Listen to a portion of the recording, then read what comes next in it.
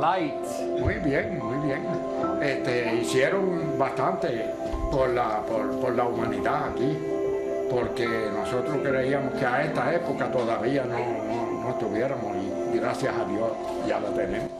Un poquito más tranquilidad porque se sienta uno. CBS News correspondent David Begnaud has spent most of the last year reporting from Puerto Rico. He has told the stories of the people dealing with loss and devastation in the wake of Hurricane Maria. And now David is telling the inspiring stories of young professionals and artists who think now may be the best time to reshape Puerto Rico for the better. It's in a new CBSN documentary called Puerto Rico, The Exodus After Hurricane Maria. And David Begnaud joins us live from New York. Hi there, David. Hi, Amy Johnson. Nice to talk to you. Nice to speak with you, too. Now, we know that you were there from the very beginning when this storm hit and spent so many days there. But there's been a lot of conflicting reports about what has happened in the last year. You went, you saw what has happened in the last year. So listen, the Exodus is really one of the stories that we haven't had enough time to tell, right? Despite all our reporting, whether it was on broadcast or on social media or even online. So when my team and I were talking about doing a documentary, we said, what about the Exodus, right? There's been an Exodus over the last decade, ever since the recession started in Puerto Rico. But since Hurricane Maria, Amy, hit the island, nearly 200,000 people have fled. And so in our documentary, you're going to see one mother and her daughter who decided to leave the island, leaving everything behind, an ailing father who's bedridden, an elderly mom, to go to Florida with the promise of nothing. No job lined up, no school pick for her daughter, only a room offered by a friend. But for her, it was worth it because what is left on the island is not enough, she believes, for her to have a decent life.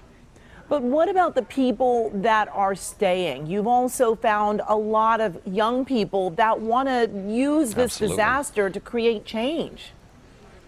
Yeah, absolutely. A lot of people who are sort of digging in their heels and saying, listen, the island depends on me staying behind and investing my talent, right, in the people and the products here. And the governor is desperate, Amy, to have not only people stay, but to have the people who left come back.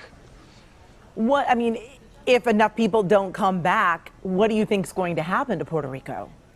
Look, I think Puerto Rico will be a shell of itself, and we address that in the documentary. There are some projections that if the trend, the exodus continues, right, if 1 million more people leave Puerto Rico, it threatens to devastate the future of Puerto Rico, and the governor gets that. The governor knows it. He understands it, right? So he knows what's on his plate to build the island back up to hopefully attract people to come back. Listen, Amy, I gave the graduation at one of the universities there, and it was stunning. For every hand I shook, for every person who told me they were staying, there were probably 2 others who said, I'm leaving. That can't continue long term. You know, David, it's so hard to hear some of these stories because, you know, maybe people forget, but Puerto Rico is part of the U.S. In your opinion, I'm going to put you on the spot here. Why do you think it has been so tough for the resources to go to Puerto Rico? Listen, I think number one, a lot of people, quite frankly, didn't know they were American citizens. Number two, Puerto Rico is rarely ever in the news. You probably can't remember a time when it was before Hurricane Maria. The only one that I remember is when they filed for bankruptcy. Why? Because Puerto Ricans will tell you it never was as much a priority as a state, right? So you might think, well, let's make it a state. The governor wants to make it a state. What you'll hear in the documentary is that there are actually young people on the island who are like, whoa, whoa, whoa, wait a minute. We've lived as a Commonwealth of the United States for a long time. I don't know that I want to be a state. I think being independent could be just as good. It actually surprised me. I wasn't expecting to hear that. The doc will also delve into that. David, why did you really want to do this documentary? What was it really that you wanted people to see that you hadn't been able to show in all those different reports that you did? Yeah, so the Exodus, again, the Exodus threatens to cripple the island. Cripple, right? I mean, the power grid is a mess. There's so much that's a mess on that beautiful island with so many special people.